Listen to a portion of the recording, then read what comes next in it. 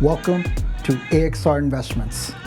In this podcast, we're diving deep into my favorite and the most critical topic, which is financial freedom.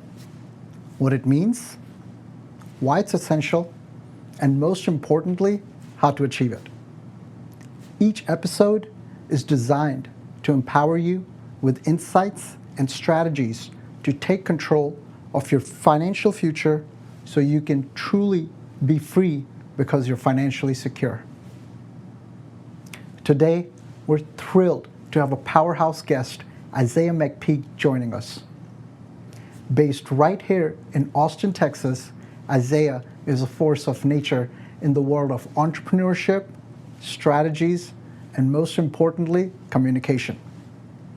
He's here to share his journey and strategies he's using on making sure his money is working harder and faster than he has to. So get ready to take notes, be inspired, and start your journey toward financial freedom. This is AXR Investments, your guide to building the future you deserve.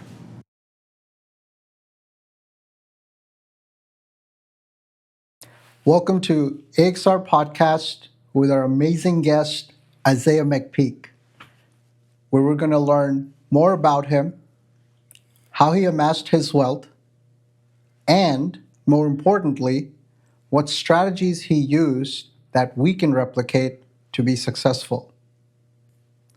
So without further ado, let's get to know our guest, Isaiah McPeak. What's up? If you could tell people who you really are, a little bit about you. Okay, sure. So I am a builder of businesses, startups mostly in tech, and I've got several pretty cool things in the past. Everything from, I've done some biodefense work for the federal government to pinwheel.com, which is a kid's phone that doesn't have any social media or games in it. We ripped all those out, and it changes modes through the day and stuff. And I designed that on index cards on my kitchen table and did the thing with my co-founder Dane. And that's now just expanded to the UK, Australia, and I think they're about to open it up in India too, believe it or not. And so that's a pretty neat Austin original startup with really good story behind it. But today I have a software development agency that is mostly staffed in Bangladesh. I have about 30 employees there. So we have more office space on the other side of the world than here. And I'm especially working for a company called Vendidit, which is another Austin original backed by John Paul DeJoria, one of the billionaires in town, and it's tackling one of the toughest problems in the world, which is the reverse supply chain, which is where stuff gets returned and overstocked. What do you do with it? And it's about 20 to 30% of all purchases now that come back, and there's no efficient way to handle it. It's really an absolute mess. And so we're trying to tackle that with some technology and AI. So that would be like the stuff you're returning on Amazon, you mean? Yeah. If you return something on Amazon, what actually happens is somebody looks at it and throws the vacuum cleaner in a box behind them. And they look at the sweater, they throw that in the box behind them. And they look at the shoes and they throw that in the box behind them. And then somebody else buys that box because it's not worth the hourly rate of most of those items to inspect them and determine, are they restockable or not? Are we going to get in a debate with the customer about the condition? And now Amazon isn't even fulfilling in the first place a whole lot of the time. They're coming from other sellers and stuff, and so you'd have to figure out how to restock it with them. And so it's just become too much of a process in the e-commerce world, and and so it's incredibly inefficient. And so you have people buying truckloads and pallet loads of returned goods, and then some of them will resell it on Walmart.com or even right back on Amazon.com because they're doing the inspection, and some of them will move it in truckloads to Mexico or South America or something, and it's quite a underbelly of an industry. So what do you all have plans for that? So we're taking it. Really, what needs to happen is it's so fragmented that organization is what's needed, and so we're building. We have AI management tools, inventory management, fair market value assessment, a lot of data work, and then a marketplace and tools to list on multiple marketplaces, to help organize and orchestrate and we're tackling a few categories at a time to do that. And I've been able to do everything from helping people sell mops and brooms and lawnmowers, that got returned, all the way to negotiating what is the price of a cargo ship to go from Hong Kong to LA. So it's been a really wild journey. That's amazing. That's awesome. Yeah. Can you talk about a little bit more about your family, who your family sure. is? I'd love to. So I'm happily married to my wife, Jen. We live in a little town called Georgetown, Texas, which if people are from Austin, we kind of joke that it's South Dallas suburb, but it's just the furthest north suburb in Austin. And it's right where suburb meets country, And I have a 16-year-old daughter, an 11-year-old daughter who I'm taking to an anime convention this weekend. Nice. And a 3-year-old son. And he and I like to do, we've been doing BMX biking lately. Nice. He literally is out there on a little bike with training wheels in a skate park. And I bought a BMX bike just because I thought it would be fun. So we go out there and do that. So I think I have a musical genius, a creative genius, and a little, I don't know, we'll see what he is. But right now he's a terror on wheels. So. At the end of the day, we are a result of our surroundings and our upbringing. Those two really impact us the most. So would love to know a little bit more about who your parents are, a little bit more about your parents. Okay. Yeah. One of the weird things about me, I counted recently, I am living in the 26th dwelling I've ever moved into because my parents were military. My whole extended family are from the sticks in East Tennessee, but my dad in the 1982 economic crisis enrolled in the Army, and he became a career Army intelligence officer. And so we traveled the world. I was born in Germany and kind of kept that pace. And it's got its upsides and its downsides. The upside is I really feel like a citizen of the world pretty often, and I gravitate towards people who are very multidimensional, like travel, are from other places, just a lot of insatiable curiosity, I think, from that. But obviously some downsides are around rootedness and friend networks. I have to form new friend networks everywhere I go and every time I move. And right. I'm at an age where it's tough sometimes to see that I can't really break into a group that's been together since third grade and they're 40 years old now. It's like, right. I'm fresh to this town. And so I'm always looking for new people who have moved to the city or new folks in the area for some reason or other, because forming those deep bonds is pretty challenging. I think having those people who you can show up as a different person 5 different times in 15 years. Right. And they know who you really are behind it all. Right. And accept you every time. Right. That's very challenging. And I think, so I was born overseas in Europe and, bounced coast to coast, the middle, back to Europe and stuff. And now I have a business in Asia. I go there a couple times a year. And I did military intelligence, as my undergraduate work. That's my degree, is strategic intelligence. Yeah. Of all things. I went to college in Northern Virginia, right outside of DC, right? That is actually strategically positioned there. When I first went there, out of 320 students total, that's my whole college, 320. They had 8 interns in the White House when I... What? Yeah, 8 interns in the White House with people who got perfect scores on the SAT and LSAT and were up here.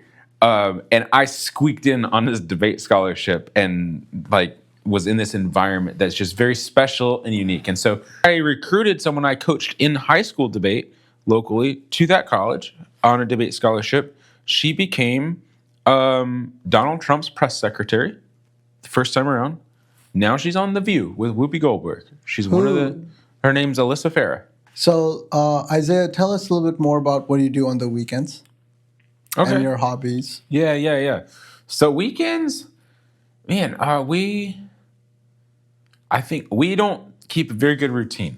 We switch it up, right? So some weekends, this weekend, I'm taking one daughter to Anime Con, and we're going to spend there. I'm a big believer in a daddy-daughter trip every year. Nice. And so my 11-year-old is into anime. I'm not particularly, but I'm learning it, just for her. So I'll go dress up as somebody, probably from Demon Slayer, and we're gonna go do that this weekend. But we love to go to some of the towns around here. Fredericksburg's so cute. Marble Falls is very outdoorsy. You know, we'll do some camping.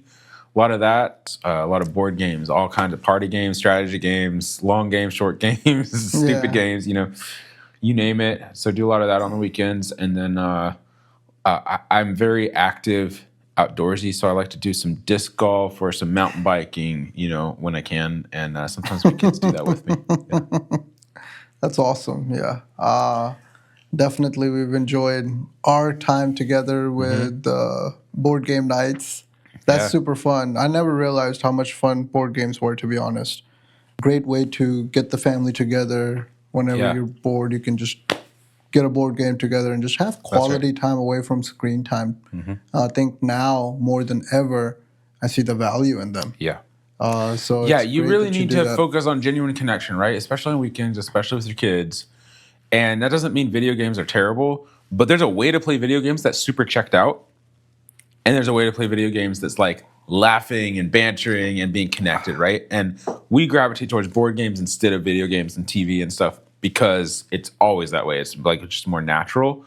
But that's the idea is you want your kids to grow up and have these memories, and you want yourself to enjoy. That's just the beauty of life. If you can get to that level, where you can have conversations like this and talk about, you know, how to increase the quality in our lives. I think that's where you've reached true financial freedom. That's when you really realize, like, you're getting to talk about the things you want to talk about, not the things you have to talk about. Okay. Right? And I think that honestly is true financial freedom. So now let's talk about how you've kind of amassed your wealth. Okay. So how you've made money. To put it frankly.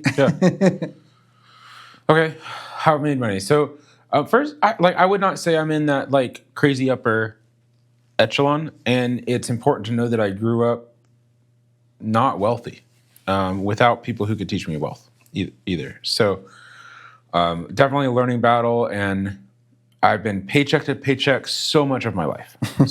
There are a couple things that have helped change that game in past years, and one of them is being able to recognize what leverage really means, and that you can leverage time most days and not have a huge reward for it other than whatever the time is worth. So the only way to really successfully leverage time, in my opinion, besides cheating, which I'm not okay with, is to be the best at something.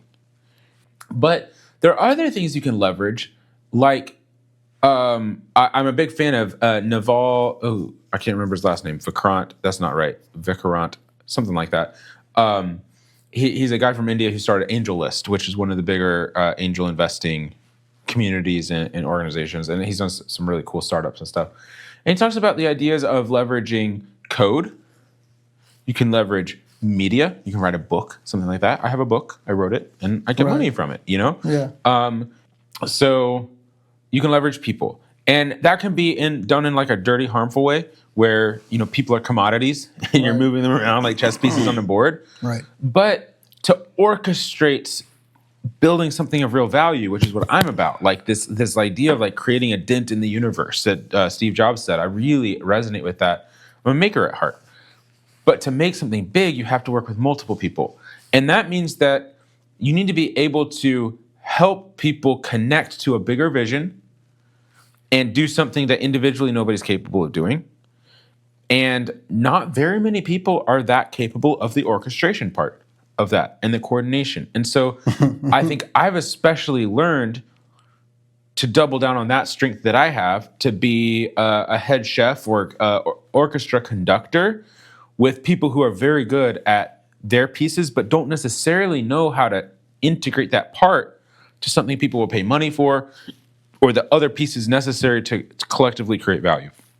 People is probably the hardest one because you end up with like drama and recruiting and all this other stuff where some of these can make money while you sleep, but it's the one that I have found my greater affinity for and strengths. And so I have built what I have built to date more by building organizations and helping align more people, helping us do more with less, have less expensive people be able to do more and outcompete.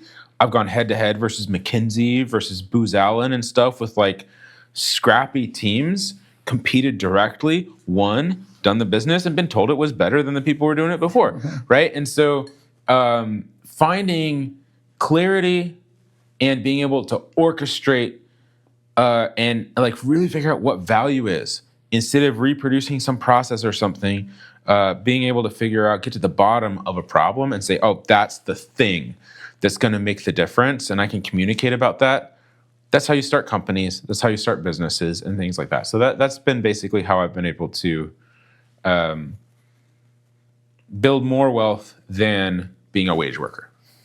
I think it was really interesting because I'm a teacher at heart, and a couple times I've been jaded with my work and just been a teacher. Like I'll go be a high school teacher for a year or two or something like that. The teacher always learns more than the student. All teachers know this. Yeah. All teachers know this.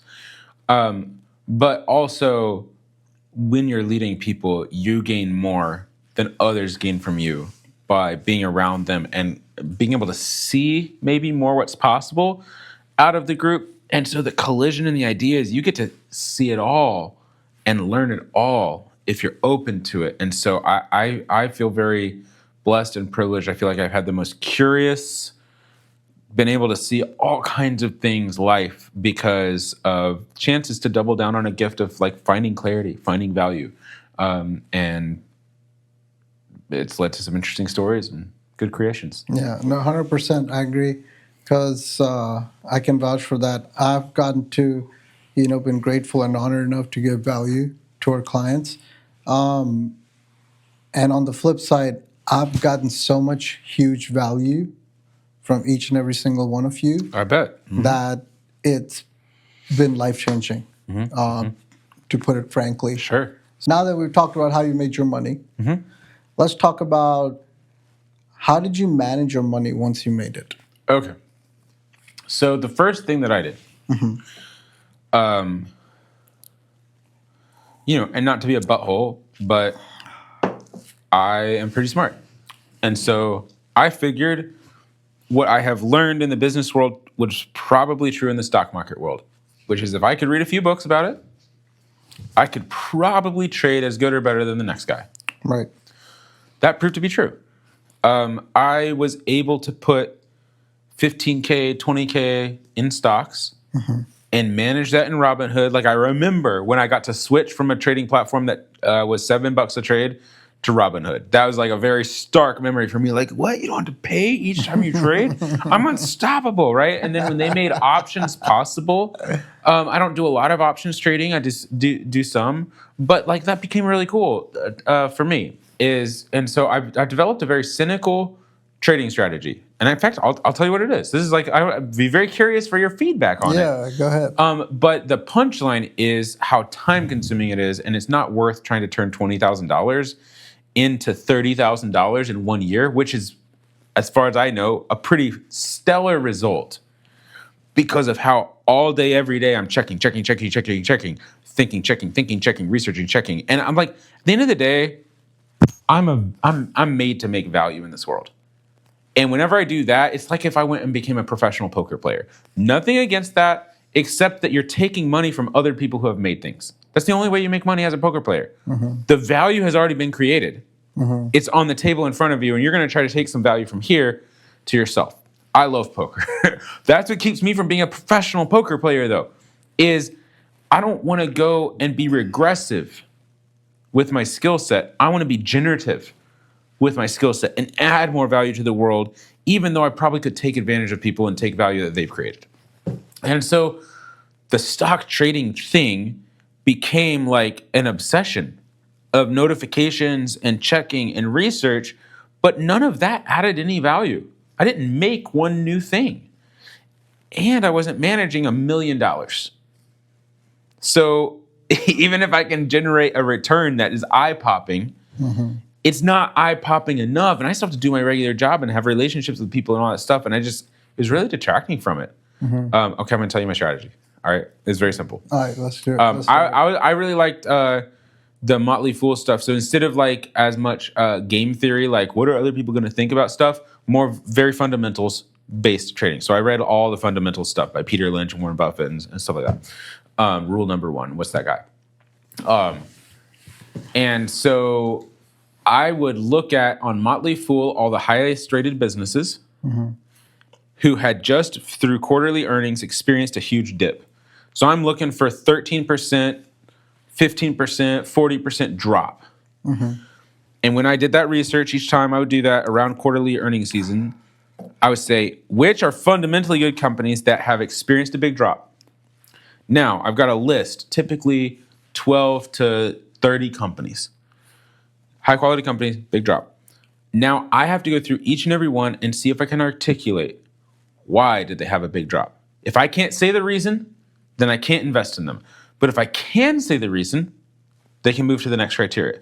So I typically end out with like 8, companies at that point of like, okay, now I look at that and I say, if they have positive earnings, generally speaking, and they just experienced a massive correction, I want to look at the PE ratio and say price to earnings are in the ballpark for the industry, right? If it's like 200 PE, I'm not looking at it anymore. But if it's down in like, 4 to 15 PE, I'm still looking at it.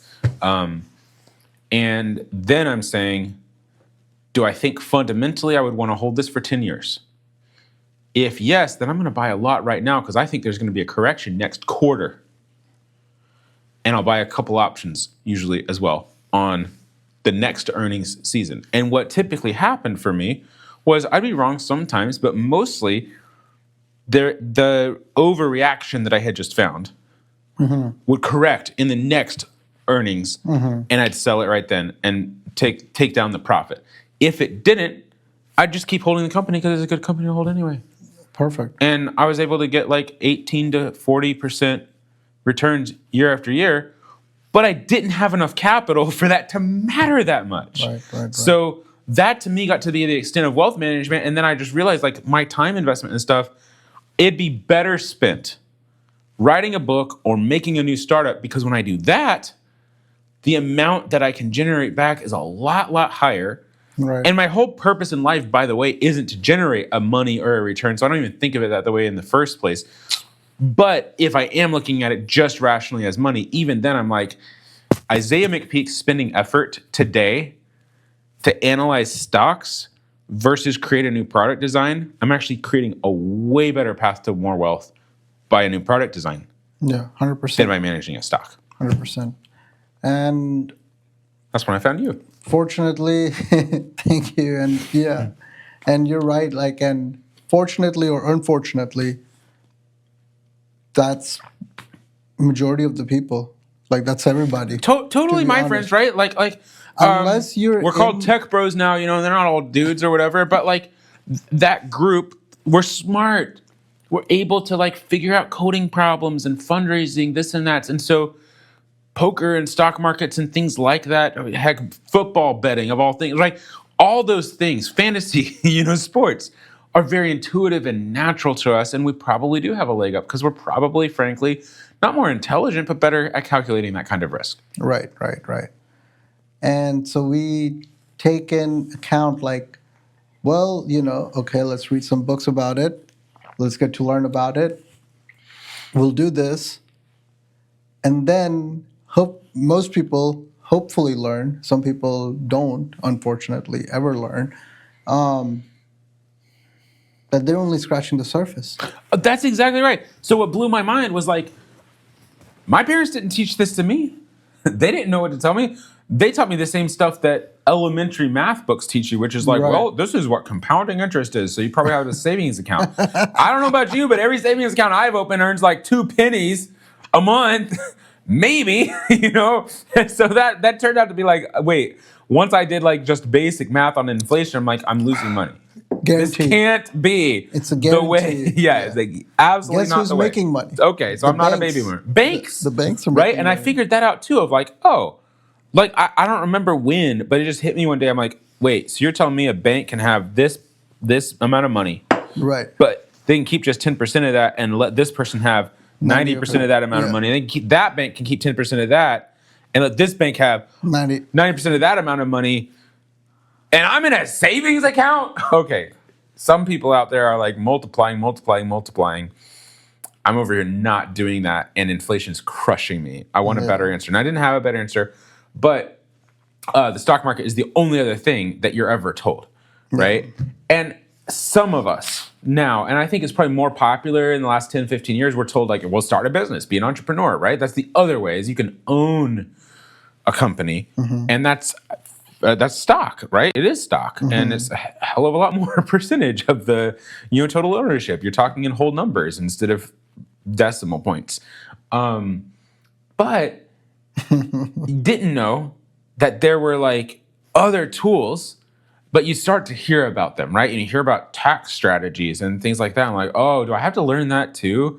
Give me a break. Like, and then you meet one person who's like, oh yeah, I paid 0 in tax last year and I made like over $1 million. I'm like, I've never made over $1 million in a year. And I pay a lot of taxes. And you make more than me and you pay no taxes? Yeah, I just loaned myself money, so I count it as a loss. Like, he said a sentence that vague. He's like, I loaned myself money as I count it as a loss. I'm like, What? What did you just say? And he didn't have time for me that day or whatever. But as I've gotten to know you as my money manager, like, I've started to learn there are other freaking tools out there. Right. And I don't have to be on my phone on notifications all day. And stocks aren't the only way to protect and grow wealth. And I don't have to stick it in a savings account and lose to inflation every year. 100%. So that was eye-opening for me. Yeah. Money. Right? If you grew up around money, your parents probably had a tax advisor and this kind of stuff. But most of us do not grow up that way. And so most of our parents do not. And if they did, their advisor was like H&R Block, and they thought it was an advisor, but it's actually just a person who does TurboTax on their computer instead of you doing TurboTax on yours. And I mean, that's why I feel so passionate and fortunate to be in this industry because, moving from India, was a completely different experience, So growing up here, not growing up with a lot of money, I can definitely relate. So learning about this world and how, how we were just talking even before this is almost having the cheat codes. Learning about this world is about having the cheat codes. Yeah. To where you can just sit back and relax and know that a little bit of your effort is going to multiply a lot. Yeah. That's honestly what true America is to me. I think, cheat codes is an interesting way to say it. That's why this country is an opportunity country. Because you do a little bit of the effort the right way, little bit long enough, you put your head down and grind 5 to 10 years. Oh, the returns on that. The toehold that's necessary to be able to grow and multiply wealth in this country is uniquely lower than a lot of other places. Right. And I think that's part of what's been surprising to me is like learning from you. I literally thought the line for having enough wealth to do new magical things was like $1.5 million. I'm like, I can't.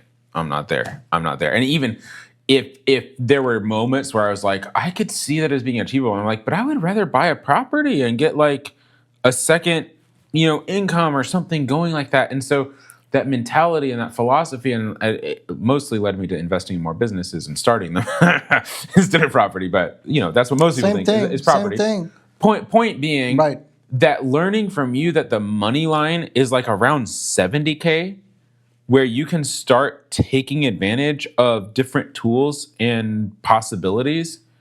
That blew my mind. And everybody I've talked to, like, they're more in my mentality of you need multiple millions of dollars to start being able to take advantage of tax benefits and other account types and different tools and stuff. And I think that to me is the educational message that needs to be heard right now, is like the target for being like in wealth is way lower than I had thought. It's like $70K, and that gives me like, people can save that up for a car.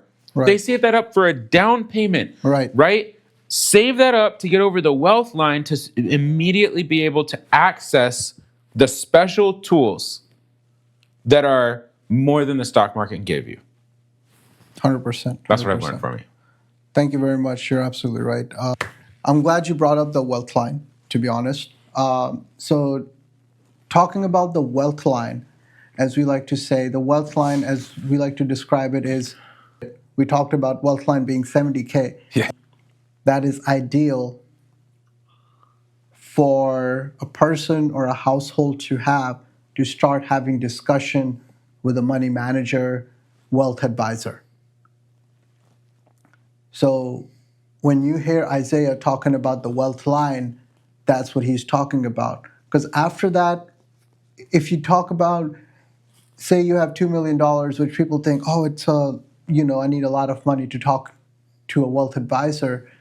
I need a couple of $1 million. Well, say you wait till you have $2 million and you go talk to a wealth advisor. Great, that's amazing. The reality is, if you would have gone to them when you had roughly about 70K, they would have been able to get you to 2 million faster than you did. Yeah, tell me if I'm wrong. Alone by yourself. But my understanding, just loose understanding of what you do and the math of it, is that $2 million at $500K and $100K could have basically been leveraged twice. Right. In both stocks and properties, or in investing in equity and debt, right? You can like leverage it multiple times along the way. Right. And so if it took you 5 years to go from, let's say, 100K to 2 million, right, in that same amount of time, you could have gone from 100K to 4 or 5 million 100%. Because you could have leveraged that same capital multiple times. Right. Am I right? 100%. Couple of strategies. One of the strategies that we thought that was useful for you and your family was exactly the one that you're talking about, right? Is the LMA, or the loan management account, where we took your wealth, right? Say $500,000, right? You had, like you're talking about the example, 100K. Say we had $500,000, and then we wanted to borrow $500,000 for your property, and we took against your 1 million, for example. We were able to multiply that same 1 million in two different places. Yeah. Almost. Okay. Let me see if I'll say this in ways that I understand. Please. And then you tell me if I said anything illegal. All right, because that's your job. But my understanding is that I can take 500K in an LMA, and I am going to loan that money to myself, which means, first of all, there's a loss involved somewhere there for tax purposes. Second, it means that $500,000 can stay invested in stocks or index funds or whatever it is. I can go do what we did, which is buy a property for around 300K up in near Waco. We bought some acreage that came to us. It was just like a really good opportunity, We bought 30 acres. And huge congratulations on that. I didn't have to remove myself from the stock market to do that, which is how I previously thought money worked. But instead, I loaned myself money with this as collateral against that. And the percentages all work out to where I'm freaking crushing inflation, and I'm writing off losses in my tax while I take that, call it $500,000, and use it as if it's a whole million. That's crazy talk. All right, was that legal to say that? Legal to say what? You said a lot of things. I just said 500K can be used as $1 million. Okay, so so you help it be smarter. Yeah. So the way I would phrase that is that if you wanted to borrow the max amount against your assets, it would have to be in cash, which would be 90%. So it wouldn't be exactly double. Okay. I mean, 900K. right? My bad. 90%, right? So you're right. Now, if you had it in stocks, it would be less loan to value. It'd be 65%, for example. So your LMA depends on what the investment where it's sitting determines different percentages of the amount that you can loan to yourself against it. Am I right? Right. Okay. All right. Cool. Exactly. And what is the best one and what's the worst one? So equity is the worst one, 65%. So say you're invested in Tesla, Apple, Amazon, Facebook, Meta. And does it count if you do a local investment, like you do a small startup or something, and you buy 10% of a franchise? You can't borrow against that. This is only public we're talking about, right? So public stocks, public equities. So say you buy these companies, you can borrow 65%, right? So say you buy, $1 million of Tesla or Apple or Amazon, you can borrow $650K, right? But you don't want to go right to the limit because it will fluctuate, right? So you want to be way less than that because equity is going to be volatile, right? That's why with cash, you can get up to 90%, right? So you can get that. And so can get up to, and what you should actually get up to, well, that's why you need to talk to somebody like that. Yeah, okay, keep on. You're absolutely right. And it can be a mix of it, but at the long term, it has to really be majority stocks so that you beat the interest to win on both ends. So that way you beat the interest as well. Sometimes it's beneficial just to borrow the money. What is the top thing, just out of curiosity, morbid curiosity, right? What is the top thing you can put your LMA into and borrow the maximum against it? I mean, that's cash, 90%, 90 to 95. You shove it in a savings account. Right. That maybe has a better rate. Maybe it's 4%, right? So there's a savings account. I mean, you'll get like, because you have that much. No, you'll get better than your savings. Say your savings is getting 2% or 1% or whatever it's getting. Here, we'll make sure your money market at least is getting that 4 or 5%, whatever the market average is. You're getting that 4 or 5%, and you're able to borrow 90% against it. But the thing is, your interest on the borrowing is going to be higher than the cash that's giving you. Not that much, but to where you're still losing. Yeah. So the only way to come out on top is to have the equity. Yeah, will it be volatile? It will be. But on the long run, it'll be a lot greater, or it should be, than your cash. Cash is a guaranteed loss. Yeah. It's not that much of a loss than not doing anything and not having any LMA and stuff like that. And of course, there's a time and place to have that. You're young. You're able to. Well, that's what I was going to just say. Is like I'm young and risk tolerant. I'm not just risk tolerant. I run towards risk, right? So I'm like, I'm going to leverage this as much as possible without being insane, right? Because to me, any dollar that I get 1.1 or 1.4 or 1.5 dollars for using, powerful right now. If I was 80 years old, right, and I'm like got different priorities, I would think about that differently. You shouldn't be doing right. You I should do some other tool or whatever. You should be happy making sure that even though you're using $1, it's not clearly $1. It's 85, 90%, 70%. It's okay. Right. You have enough to where you're fine doing that. It's okay. You don't have to maximize the whole value. So of it. Here you do, right? For me and my purposes, or people like me, right? We're probably in our 30 to 50s.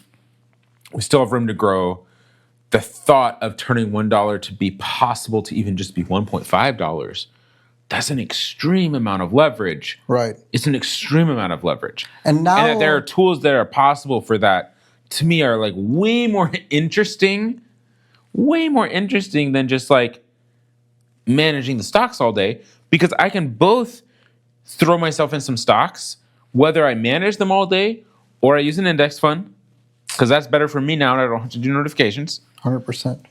And I can leverage some of that into an investment in a company or property or something. Holy crap. If I'm not doing that, there's something wrong. If you combine your 1.5 with your compounding interest. The thing that I think I would have, if I was in your shoes, I would have trouble explaining to some people who, like me, right? We've spent our lives clawing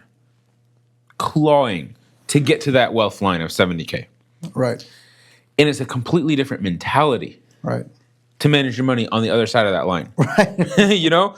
And so you're absolutely right. I'm like thinking returns. But the reality is some returns over here, amazing.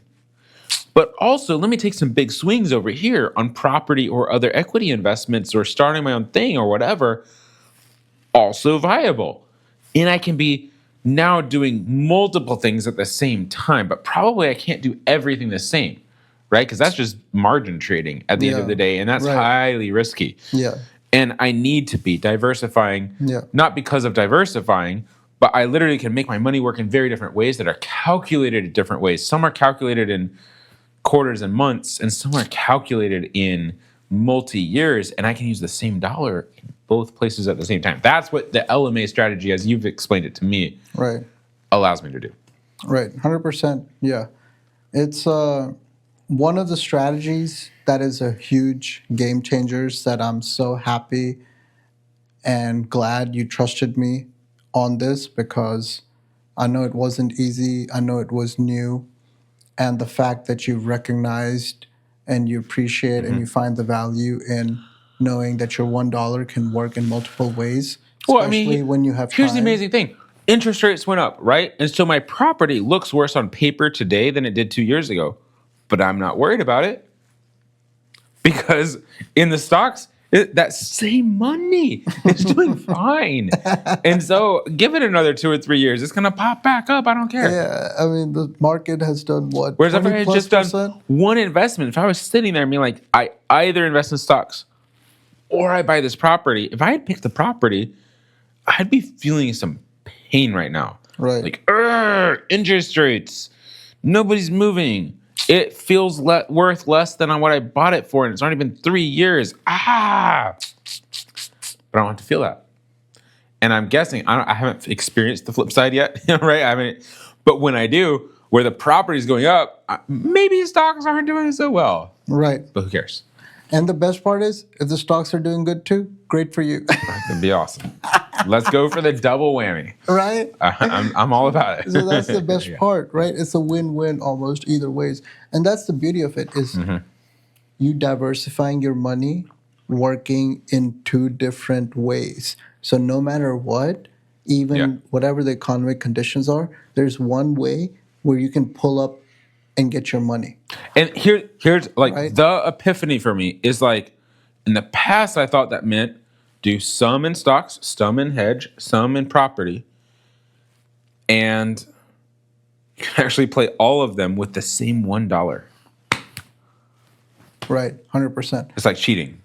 Exactly. All right, now we're back to cheat codes. So now, exactly. So yeah, really do appreciate it, and you're absolutely right. And that's the main thing that we want to make sure people get from this is practically that the wealth line is 70K. I'm not saying you should have an advisor at that. You should start talking to one so that you can line up perfectly and start getting an advisor soon.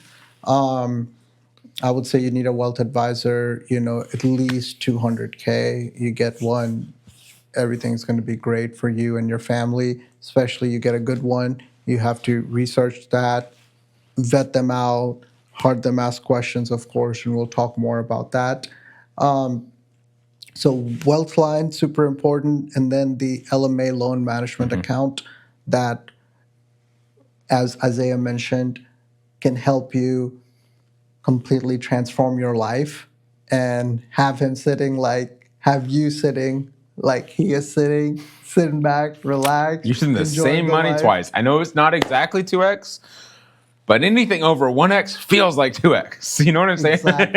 Exactly. We're paying already so much to the government, so we really don't even get 1x, to be honest, right? Let's be honest. Don't tell me that, but okay. So, We're just trying to get back to more of that 1x, to be honest, at the end of the day. But yeah, really appreciate you sharing all of this. I know we probably kept you over longer than we had planned. Thank you so much for being candid, sharing, so that the viewers and everybody can learn from you and learn from your experience.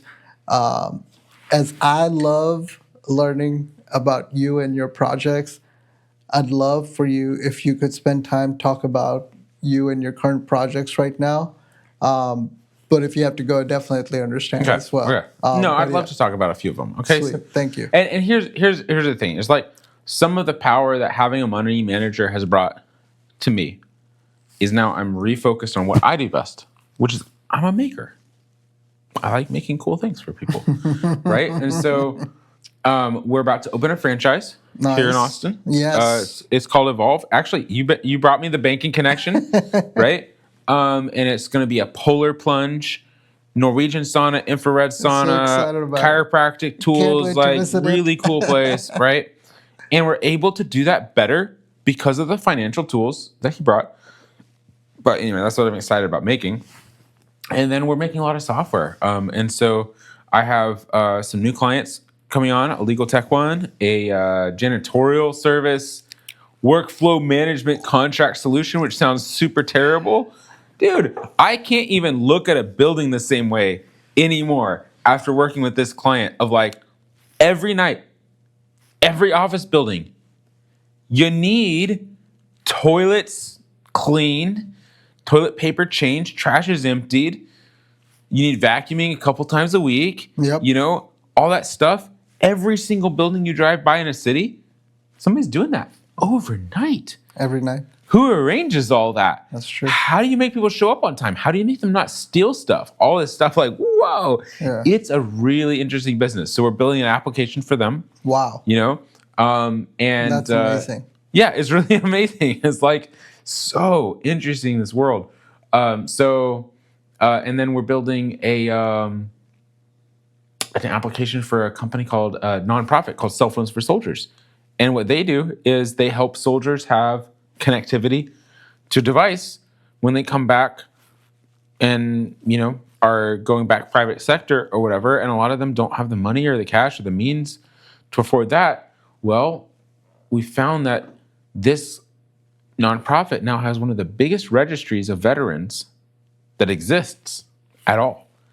And so they're looking at what can they do more with it. And we're working on that software to like expose that list of veterans and their status and their location, different things to different vendors and partners who can provide services and better things besides just cell phones to these people. So I'm going to build that stuff. And I'm really excited because I think my mental real estate before thought, I'm going to go build one or two companies, get a good exit, get a good thing going, and then I'm going to become basically a money manager, you know, for the rest of my life. And now I have changed that to I'm going to keep making things the rest of my life. That's what I'm good at. That's what I love. I'm going to write another book. I love that. I'm going to do training courses. I'm going to do this education stuff. Right? Because I don't have to spend the time managing my money. Wow. I wish and hope that everyone gets to your level, to where you have that realization, to where, first of all, you get to ask those questions, what I really want to do with the rest of my life. Every day, if I had to, not if I wanted to. Like, not if I had to, but like if I wanted to. Yeah. So you're really getting to ask those deep questions. And you've asked those, and you realize there was a money manager, for example. Mm-hmm. Which makes sense, to be honest. Especially like once you amass your own wealth, right? You're like, okay, I'm going to make sure that this lasts, and I'll just make sure it manages that and live the rest of my life. Thanks for tuning in. Be sure to check these guys out at AXRinvestments.com. These are my guys. Take care. Like, subscribe, and or share to help us grow and reach more people, achieve financial independence and financial literacy. Thank you so much.